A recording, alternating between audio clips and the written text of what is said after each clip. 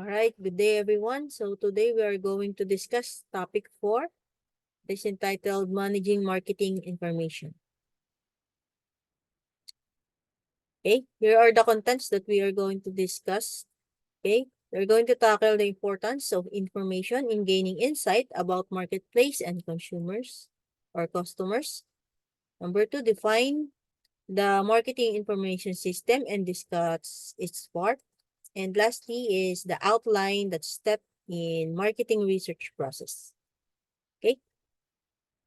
So first, let's identify what is customer insights. So these are the fresh marketing information-based understanding of customers and the marketplace that become the basis for creating customer value, okay, engagement, and relationship. Now, marketing information by itself has little value. The value is in the customer insight, no? Gain from the information and how marketers use this insight to make better decision. All right. So let's proceed. So usually customer insight is a fresh and deep insight into a customer needs and wants, no? So it is very important lalo na sa marketing yung marketing information and yung customer insights, no? You need to identify yung needs and wants of your customers, no? It is very important but difficult to obtain. Why? Because yung needs and buying motives of the customer is not obvious. Okay? Secondly, yung customer usually cannot tell you what and why they need your product. Okay? So, says here, no, better information and more effective use of existing information. So, marketers don't need more information. They need better information. So, even konti lang yung nag-gather nilang data, pero makabuluhan yung mga feedback, okay, mas maganda yon, okay, sa company. Lalo na sa marketing department. Okay? So, let's proceed. Okay, so in here, customer can tell what they want, no? You have to guess, okay? Or usually, marketers also use yung product or yung service na ino-offer before they offer it to the market para sila mismo alam nila yung need and wants ng mga customers nila. For example niyan, yung mga Apple iPad, no? No. So, Apple iPad, they could keep on innovating yung mga features nila, no? And hindi naman sinasabi yon, no, ng mga customers sa kanila, but they keep on doing their research, no? Ano ba yung makakailangan ng mga tao pagdating sa iPad? Kunyari. Okay? So, another example, yung Tide Stick, okay, and hand sanitizer.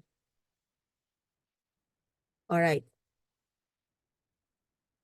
Ayan, nag-evolve yung Tide Stick, no? Dati yung powdered lang, tapos naging bareta siya, no? Usually, ito, yung gumagamit ng naglalabas using their hands, no? Ito, kaya naisipan nila yung Tide Stick. Hand sanitizer. Okay, nag-evolve din yan. Lalo na yung mga, ano nila, yung packaging nila. So, yung needs ng mga tao, mas kailangan nila yun, mas naging handy, lalo na yung nagkaroon ng pandemic, no? Sa hand sanitizer, iba-ibang klaseng design ng packaging pagdating sa hand sanitizer.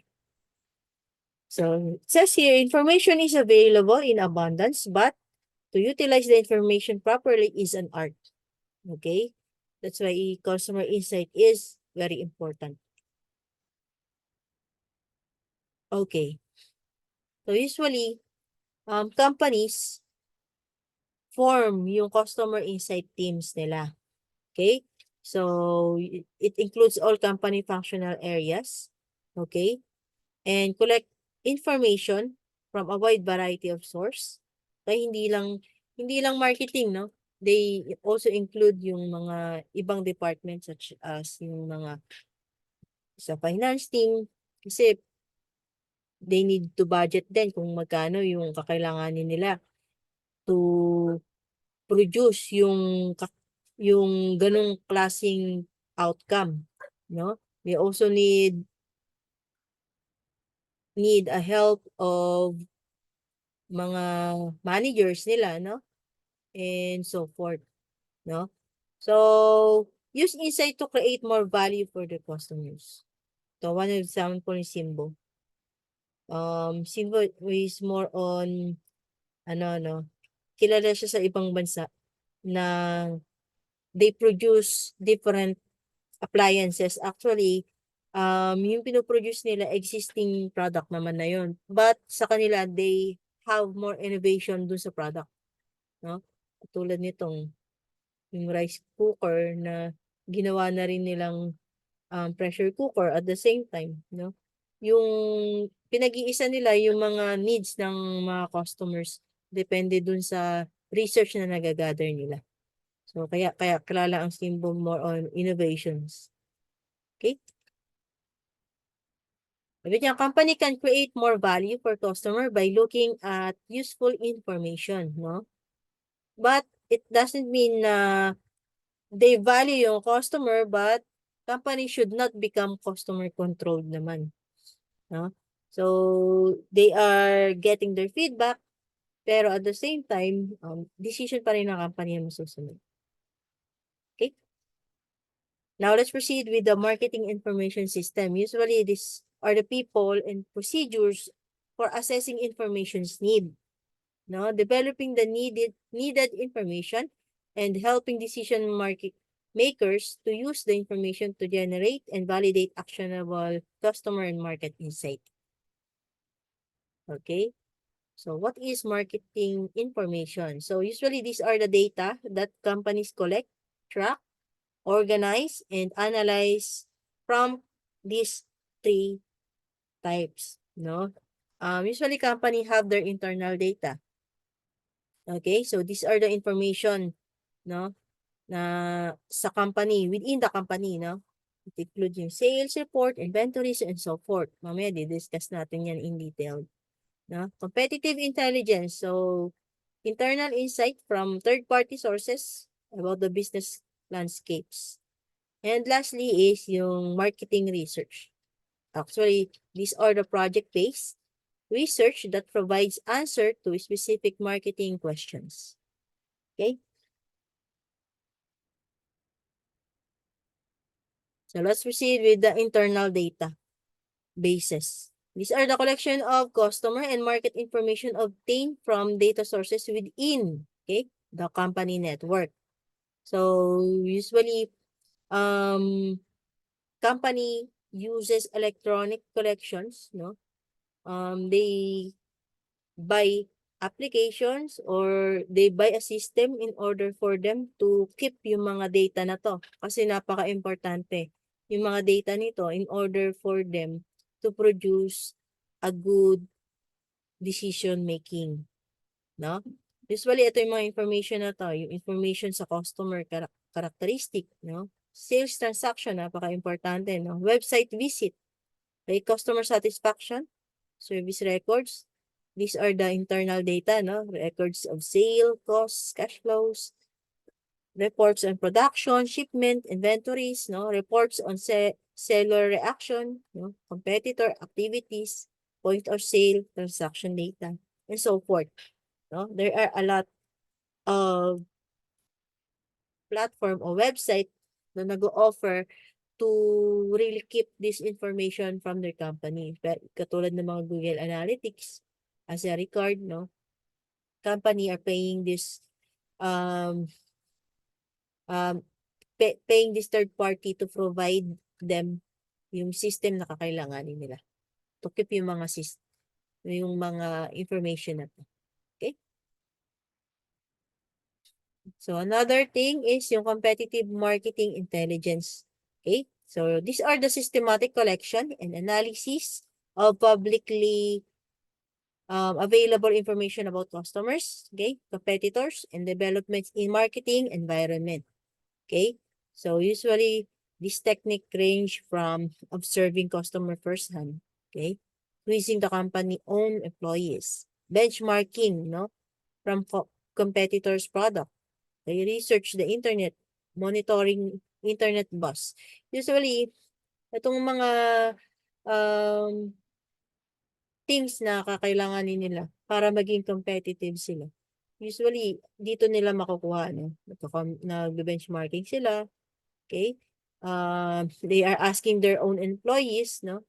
Nag-observe sila mismo doon sa kanilang product o service. Okay? Nag-search sila sa internet and so forth. So much competitor intelligence can be collected from people inside the company. Okay, suppliers, resellers, and key customers. Okay, monitoring competitors' website. Okay, so it is very important, no, to really um, research for your competitors. Okay, ano ba yung mga update nila sa product nila, no? Is your product is still competitive with your competitors, doon nila makikita. Okay? So, that's why internet search of specific competitors' name, events, and trends. Yan. Tracking customer conversation about competing brands and companies' own brands, no? Thousands of online databases. So, there are a lot of competitive marketing intelligence, no? Na kinikip sa marketing information system. Ito yung last, yung marketing research. It is a systematic design, collection, analysis, and reporting of data relevant to a specific marketing situation facing an organization. So usually company use this wide variety of situations. So example, no? Marketing research enables marketers to gain insight into customer motivation, purchase behavior, and satisfaction. So usually they are using this marketing research to access yung market potential and market share, no? To measure yung effectiveness ng price, product, distribution, and promotion activities. That's why it is very important for a marketing department to have their marketing research. Okay? So here is the outline from marketing environment that we have discussed now. They will get all this data, itong 3 types na diniscuss natin kanina, yung internal basis, marketing intelligence, tsaka yung marketing research. From this information, okay, marketing managers will assess and analyze to use this to make up a sound decision, no? To make a better strategy. That's why it is very important. No? Every data counts. Okay? So marketers can compile this data, studies, sales number, campaign results, marketing research, and other types of data projects. Okay? So information management of marketing data keeps facts and statistics organized, which can help determine strategy plans, no, business decisions, and other company-wide settlements. If you leave marketing information unmanaged, it can be more harmful than beneficial. Okay? That's why it is very important to really keep these data. Okay, let's proceed with the marketing process. Marketing research process. I know you already discussed this with your previous years, no? Sa K-12, alam ko na-discuss na rin to, no? Yung research process. In every research, no? Ito yung stage 1, no? You need to identify the problem and the research objectives.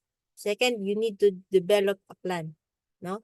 Third is implement the plan. And last is interpret the findings or reports. Okay? So, in marketing research, no, we need to identify yung problem and research objectives, no? You need to identify anong types ng research na gagawin mo. Explanatory research ba yan? If you need explanatory research, you need a focus groups. You need to interview, no? Or if it is descriptive research, you need to identify who, when, how, and why, no? If it is causal research, okay, usually it is yung cause and effect, no, ng something. Ito yung example, yung price, ano ba yung effect or ano ba yung effect nito sa demand? Ano ba yung cost, no? So, environment sa purchase rate. Ano ba yung marketing environment? Ano ba yung cost or effect nito sa purchase rate? So, you need to identify first anong types ng objectives, research objectives na gagawin. Okay?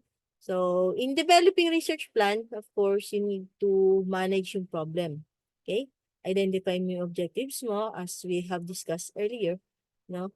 And information needed. Identify mo yung mga gagamitin mo information. How the result will keep management decision. Okay? So, yung mga, identify mo rin, yung mga information na gather mo, no? Paano ito makakatulong sa decision making ng management. And of course, you need to identify, ito napaka-importante, yung budget. Okay? In every research, no, napaka expensive niyan. No? Usually mga company na they spend a lot of money in order for them to establish yung research nila kasi they know that every findings, no, every result will give them much more sales, no, or revenue in the future. Okay? Now, let's proceed with developing the research plan. No? We need to identify if it is secondary or primary data. When we say secondary data, these are the information that already exist. No? Usually, mga books, articles, journals, yan, secondary. When we say primary data, it is information collected for a specific purpose at hand. Okay? So, usually, primary data, yan yung mga interviews, no, survey. Yan. Okay?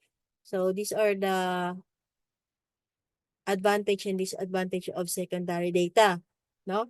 Of course, when you search, usually, punta ka lang sa library, no? Sa National Library, mga university library, no? Advantage niya is low cost, no? It obtained quickly, no? Napakadali access. Cannot collect otherwise, no? So, ang advantage, usually, para makollect mo siya, Xerox. Okay? Kasi may copyright yan. Now, disadvantage naman, data may not be relevant. Usually, yung mga nakukuha natin hindi relevant, hindi siya accurate, hindi siya current, or impartial. Okay, yan naman yung disadvantage ng secondary data. Now, sa primary data naman, no, meron tayong tatlong category. Okay, research approach, discuss natin yan isa-isa mamaya, no? Meron tayong observation, survey, and experiment. Contact methods, meron tayong mail, telephone, personal, online, sampling plan, no? Sampling unit, sample size, sampling procedure, and research instrument, usually questionnaires and mechanical instrument. So let's proceed. So, sa primary data collection, no? Ito yung mga research approach. No? Meron tayong observational research. It involves gathering primary data, no, by observing relevant people, action, and situations. No?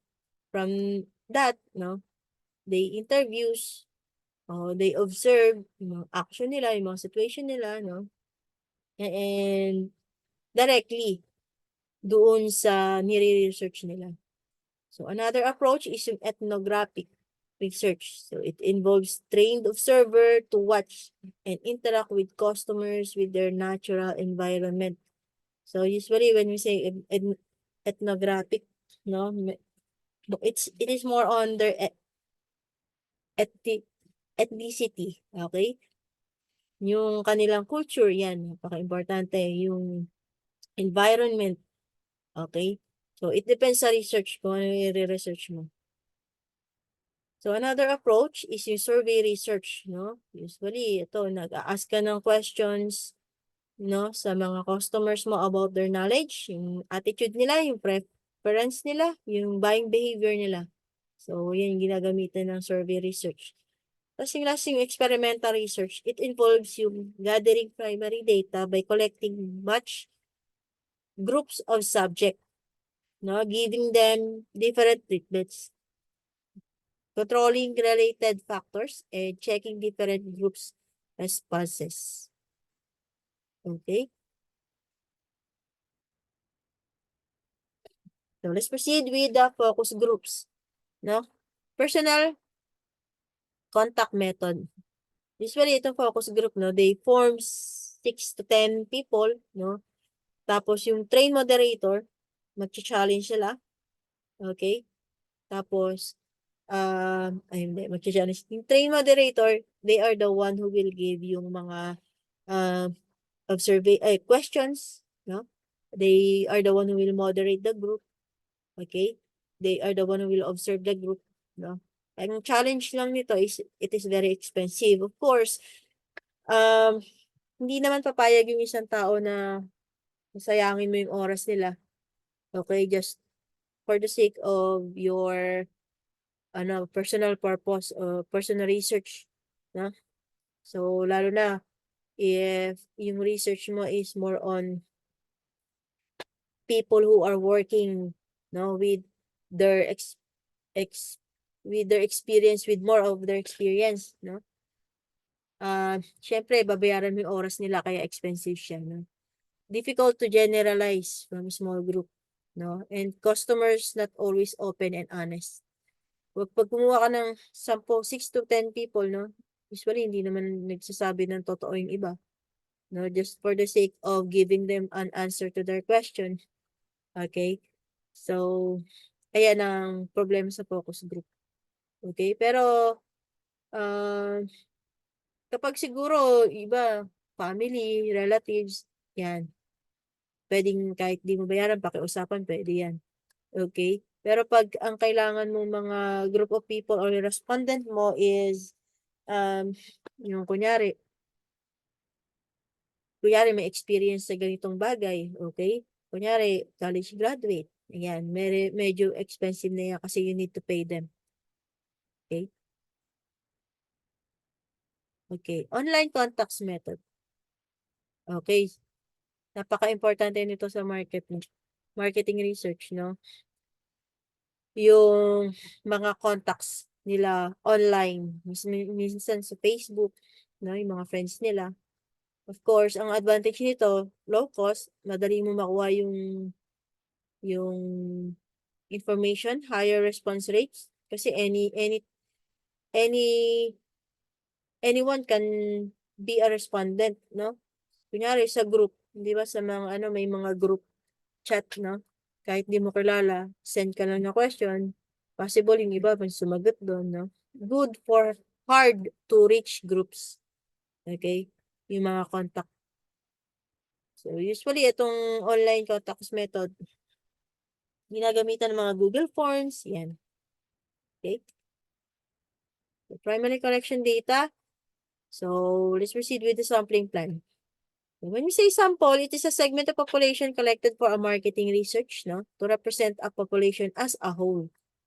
So, who is to be studied? Okay, how many people should be studied? How should the people be chosen? Usually, kunyari, sa Quezon City ka, ang target mo, target market mo, Quezon City. So, how many population ng Quezon City? So, hindi naman lahat yun, no?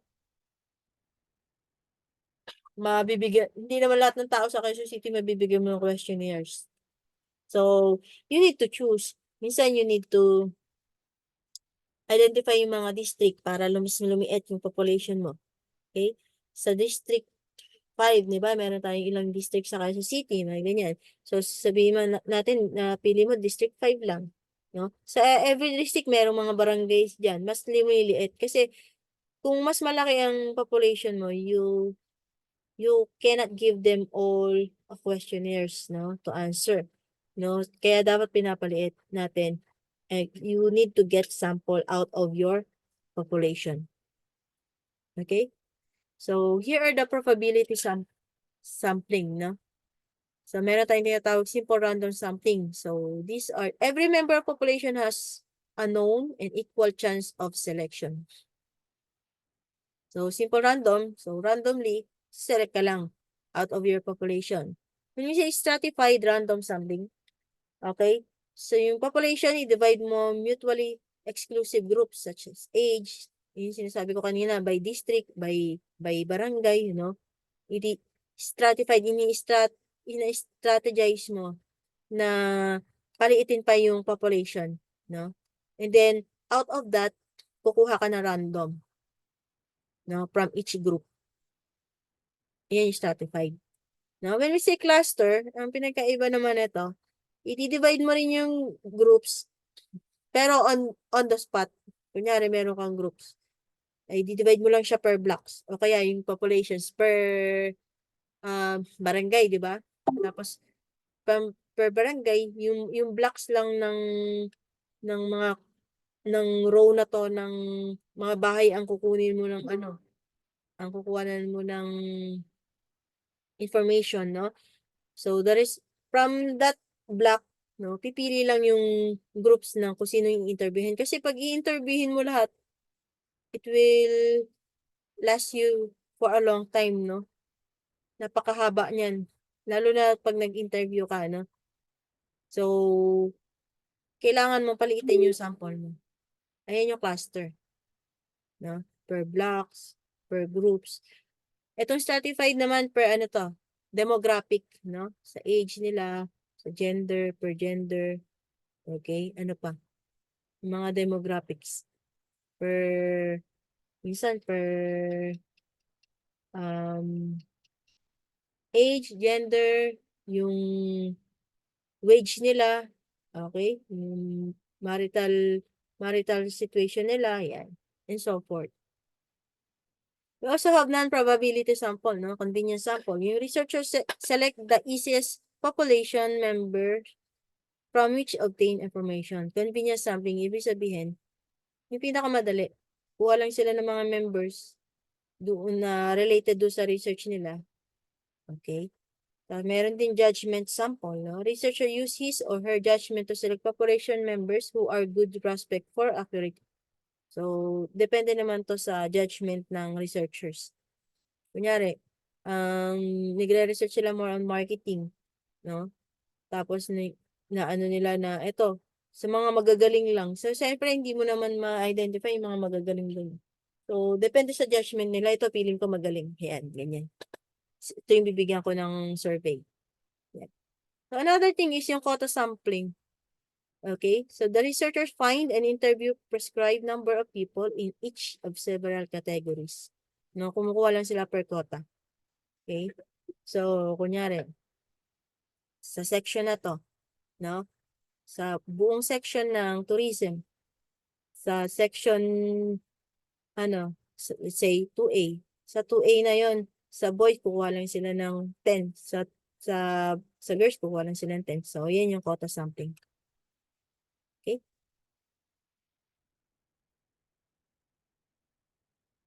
Okay, here are the research instrument. Usually, questionnaires, nagbibigay lang sila for surveys.